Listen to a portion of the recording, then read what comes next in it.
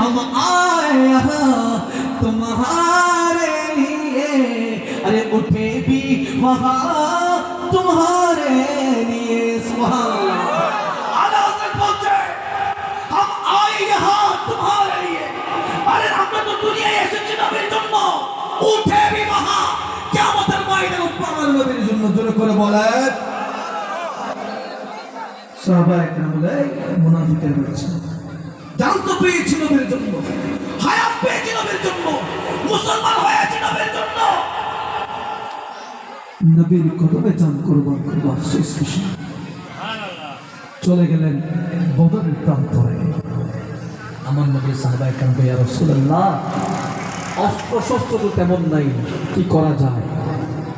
মনে হয় দুইটা মাত্র তলোয়ার ছিল। কয়টা? দুইটা। 313 জন সাহাবী।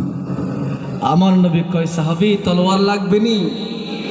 ইয়া রাসূলুল্লাহ তলোয়ার তো প্রয়োজন, কিন্তু এখন কেমনে ম্যানেজ করব? আমার নবী কয় ওই যে খেজুরের ঢাল দেখা যায়, ঢালটা কেটে কেটে হাতে নাও। সুবহানাল্লাহ। কিলোই দেওয়া যে হন না, খেজুরের ডাল লই দে। এবার সাহাবীদেরকে আমার নবী কয় আমার সাহাবী, যখন কাফের তোমাদেরকে মারতে আসবে ঢাল দিয়ে আঘাত করবা। এবার যুদ্ধ শুরু হয়ে গেল।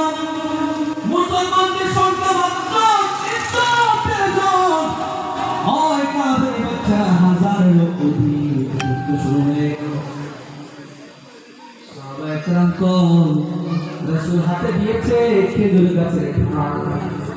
এই খেজুর গাছের ঢাল দিয়ে আমি কাফেরকে মারি, মাথা দ্বিখণ্ডিত হয়ে যায়। আল্লাহু আকবার।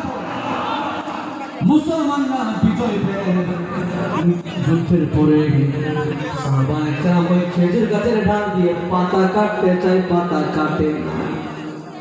অথচ খেজুর গাছ দিয়ে একটু আগে কি কাটলো?